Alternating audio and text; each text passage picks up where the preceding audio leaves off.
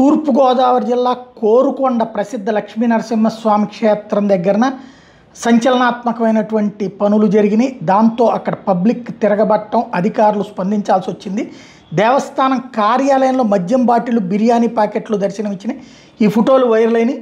దీంతో సోషల్ మీడియాలో క్వశ్చన్ చేసేటప్పటికీ ఉన్నతాధికారులు స్పందించారు. సామాజిక మాధ్యమాల ద్వారా వైరల్ అవుతున్నటువంటి మద్యం బాటిళ్లు, బిర్యానీ ప్యాకెట్ల ఫోటోలతో అలర్ట్ అయ్యారు అన్నవరం దేవస్థానం అధికారులు. దర్యాప్తు చేపట్టారు ఎండోమెంట్ ఉన్నతాధికారులు. లక్ష్మీనరసింహస్వామి దేవస్థానంలో ఇలాంటి ఘటనలు జరగడం మీద అపచారం అంటూ భక్తులు ఆగ్రహం వ్యక్తం చేయడంతో దేవస్థానం కార్యాలయం ముందున్నటువంటి బాటిల్స్ వ్యవహారం మీద ఎమ్మెల్యే బత్తుల బలరామకృష్ణ స్పందించారు. దేవాలయ ఘటన మీద పూర్తి స్థాయిలో పోలీసులు ఎండోమెంట్ అధికారులతో దర్యాప్తు చేయించి కఠిన చర్యలు తీసుకుంటామని ప్రకటించారు. ఆలయాలను అపవిత్రం చేయాలని చూస్తే ఉపేక్షించేది లేదు. కూటమి ప్రభుత్వం అటువంటి వాటికి విరుద్ధమని ప్రకటించారు. జరిగిన ఘటన మీద పూర్తి స్థాయిలో సీసీ ఫుటేజ్, పలు కోణాల్లో విచారణ చేపట్టి నివేదికను ఉన్నతాధికారులకు అందజేస్తామని మరోవైపు జిల్లా దేవాదాయ శాఖ ప్రకటించింది.